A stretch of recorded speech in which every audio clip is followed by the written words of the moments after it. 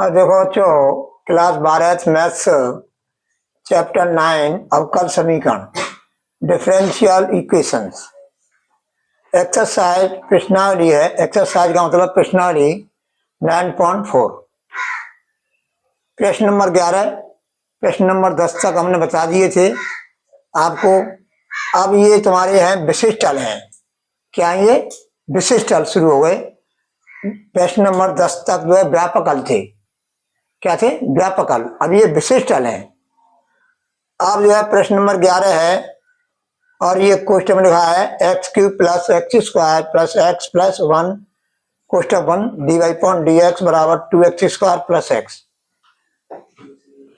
फिर ये दिया हुआ है, कंडीशन दी हुई है y बराबर 1 पर x का मान क्या है? 0।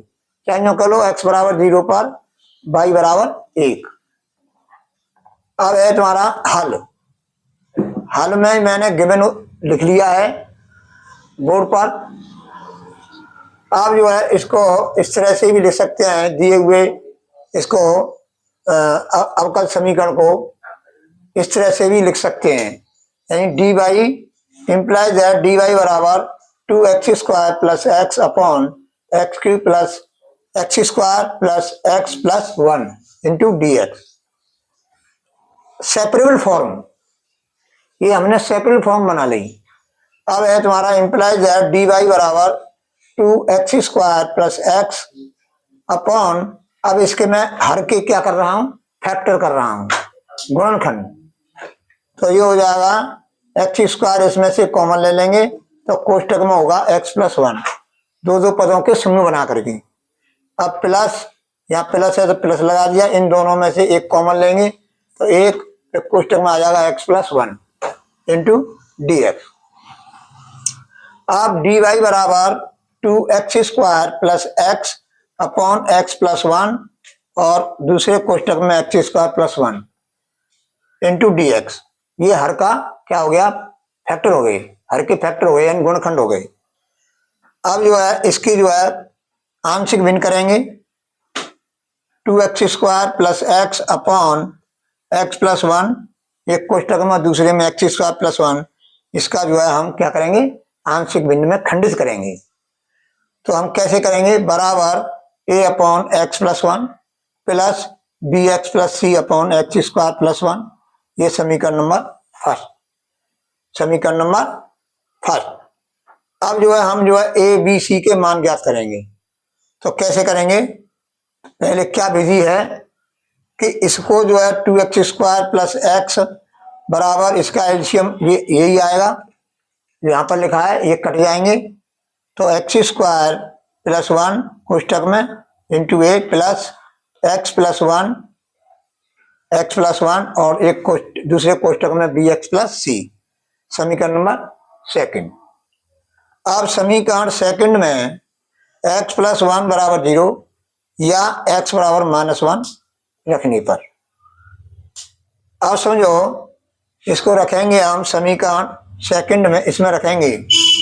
अब देखो ये है तुम्हारा x बराबर -1 रखेंगे तो यहाँ पर x² है तो -1 का वर्ग करेंगे तो 1 हो जाएगा और 1 का गुणा हम 2 में करेंगे तो 2 हो जाएगा, तो 2 लिख दिया हमने।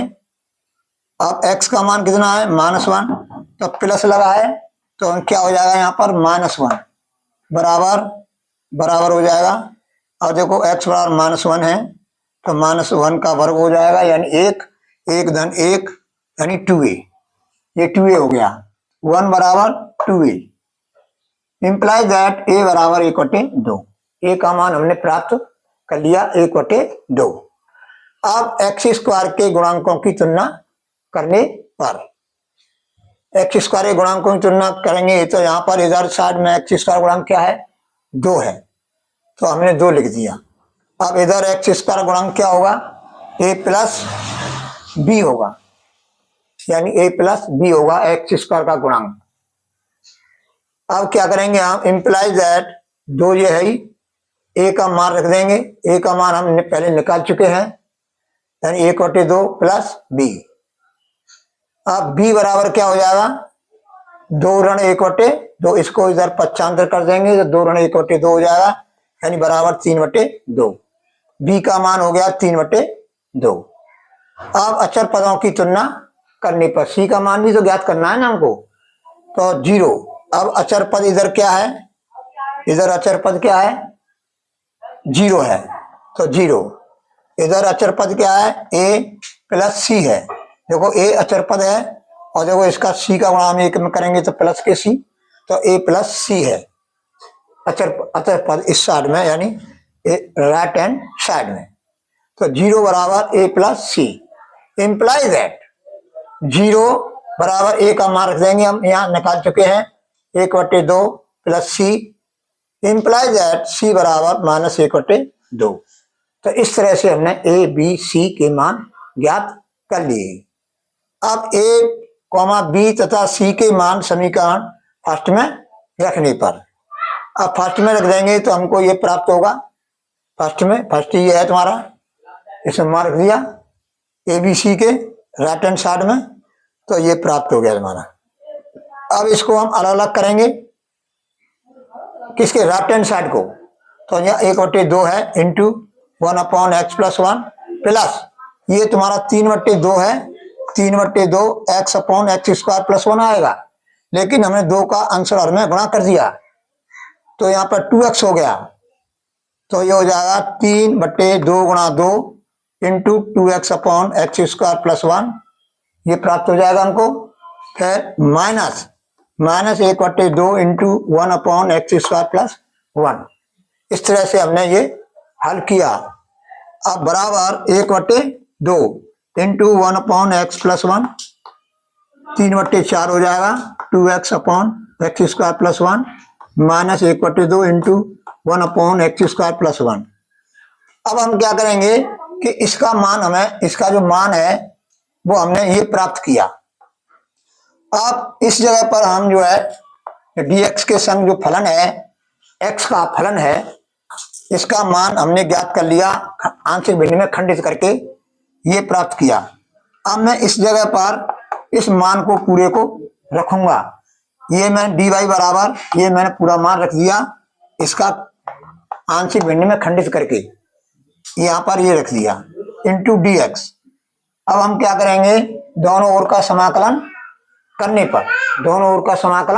करने पर, ये 1 इंटू dy बराबर 1/2 इंटीग्रेशन 1/x+1 dx प्लस 3/4 यानी 3/4 integration 2x/x² + 1 dx minus 1/2 integration 1/x² + 1 into dx। Clear. अब हम क्या करेंगे, इसका जो है एक का y के सापेक्ष समाकलन करेंगे तो y आएगा, तो ये y हो गया बराबर 1/2 log x+1 plus 3/4 log x² + 1। मैंने कल बताया था कि अगर जो है हर का अवकलन अंश हो तो लॉग लिख करके और जो है आगे कोष्टक में जो लिख देते हैं हर लिख देंगे, तो मैंने ये हर लिख दिया 3/4 log x² + 1 minus 1/2 tan inverse x plus c, क्या हो जाएगा 1/4। इसमें से जो है हम दोनों में से 1/4 कॉमन ले लेंगे तो बड़े क्वेश्चन का हो जाएगा 2 आएगा, यहाँ पर 1/4 कॉमन लेंगे तो यहाँ 2 हो जाएगा, 2 log x+1 हो जाएगा, तो log के नियम से क्या हो जाएगा, log x+1 का होल स्क्वायर हो जाएगा प्लस 1/4 यहाँ बाहर ले लिया हमने, 3 रहेगा, 3 इसका एक घात चढ़ जाएगी, तो प्लस log x² + 1 क्या है, होल क्यू हो जाएगा, x² + 1 का होल क्यू हो जाएगा। अब बड़ा question 1 minus 1/2 tan inverse x plus c। अब y बराबर 1/4 log, अब log का नियम लगा देंगे इसमें, log m plus log n बराबर log mn, तो log ये हो जाएगा, log के नियम से बड़े क्वेश्चन लिख देंगे x+1 का होल स्क्वायर इंटू x² + 1 का whole cube minus 1/2 tan inverse x plus c। ये हो गया तुम्हारा व्यापक हल।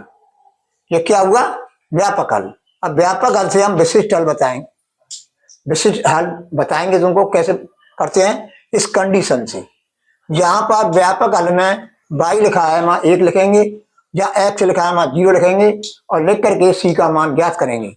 तो सी का मान इस व्यापक हल में रख देंगे तो वही जो है विशिष्ट हल हो जाएगा।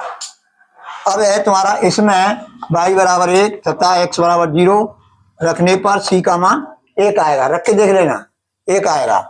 इसलिए विशिष्ट हल y बराबर इन का त्यों देंगे, केवल हम जो है सी का मान रख देंगे तो यही जो है विशिष्ट हल है। यही विशिष्ट हल है।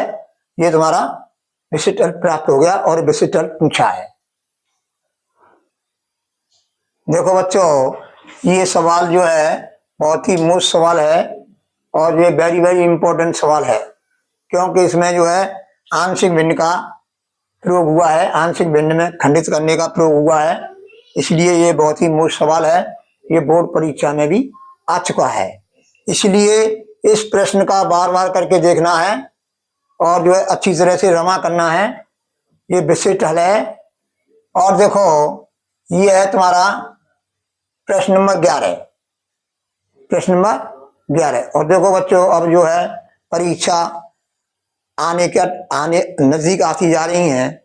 अब टाइम का पता नहीं पड़ेगा तुमको। जब मेहनत करेंगे ना तो समय जाने में टाइम नहीं लगेगा। जैसे हम एग्जाम परीक्षा देते हैं तो प्रश्न हम आते हैं, प्रश्न पत्र के पेपर, प्रश्न पत्र जो आता है उसके अगर प्रश्न आते हैं तो तुमको उस समय का मालूम नहीं पड़ेगी, उसकी मालूम नहीं पड़ेगी कहाँ होकर समय निकल गया।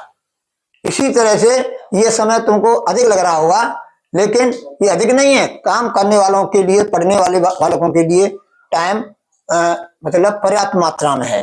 अगर आप मेहनत करेंगे, अभी मेहनत करेंगे और जो है हमारी इस हम जो पढ़ा रहे हैं इसको ध्यान में रखेंगे तो, और जो हम इम्पोर्टेंट बताएंगे तुमको, इम्पोर्टेंट बताएंगे अभी जो है हम, तुम्हारा ये गणित खत्म हो जाएगा, सेकंड गणित जो खत्म हो जाएगा तुम्हारा पूरा हो जाएगा सेकंड गणित, तब हम जो है इम्पोर्टेंट शुरू करेंगे। उन पर विशेष ध्यान देना है। ऐसे समझ लो इम्पोर्टेंट जैसे गन्ना से रस निकालते हैं, गन्ना से क्या निकालते हैं? रस निकालते हैं। तो ऐसे समझो।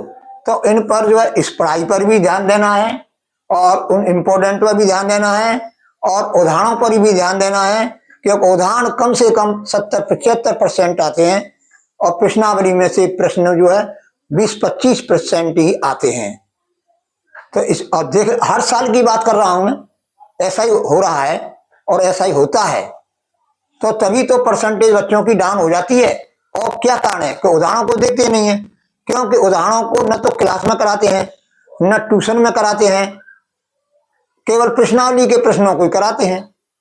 तो इसलिए वे बच्चे जब पेपर देते हैं तो उनको वो है पेपर ऐसा लगता है कि ये सिलेबस से बाहर आया है, लेकिन ऐसा कुछ नहीं है। बोर्ड परीक्षाओं में या किसी कंपटीशन में सिलेबस से बाहर कोई प्रश्न नहीं आता है, सिलेबस के अंदर से ही आता है। ये आप भ्रमित होते हैं, वैसे ही भ्रमित यहाँ होते हैं कि उदाहरण नहीं देखे, उदाहरण नहीं देखे, प्रश्नावली के प्रश्नों को ही कराया अध्यापकों ने। और हम भी अध्यापक हैं तो हम भी जो है उदाहरणों को नहीं कराते हैं, क्योंकि उदाहरण हम कराने हैं तो बच्चे इंटरेस्ट नहीं लेते हैं कि हल हो रहे हैं उसमें। तो हम यही बोल देते हैं कि भाई देखो उदाहरण हल हो रहे हैं और इनको करना, और जो है कम से कम 75-70-75% जो है तुम्हारे उदाहरण में से आते हैं, और जो नहीं आने उनसे उनको जो है हमसे पूछना है। लेकिन कोई पूछता ही नहीं है, कोई उदाहरणों को करता नहीं है तो पूछता भी नहीं है कोई। प्रश्नावली के प्रश्नों को हल करते हैं और प्रैक्टिस करते हैं। तो जब कह रहा हूं कि उदाहरण सहित प्रश्नावली के प्रश्नों को करना है, और जो मैं अभी इम्पोर्टेंट बताऊंगा, इस ये जो सेकंड गणित पूरा हो जाएगा तब जो है मैं इम्पोर्टेंट बताऊंगा, इन पर विशेष ध्यान देना है। तो मेरा पहला मैंने इम्पोर्टेंट बनाए थे पिछली साल, उनको पेपर से मिलान करके देख लेना।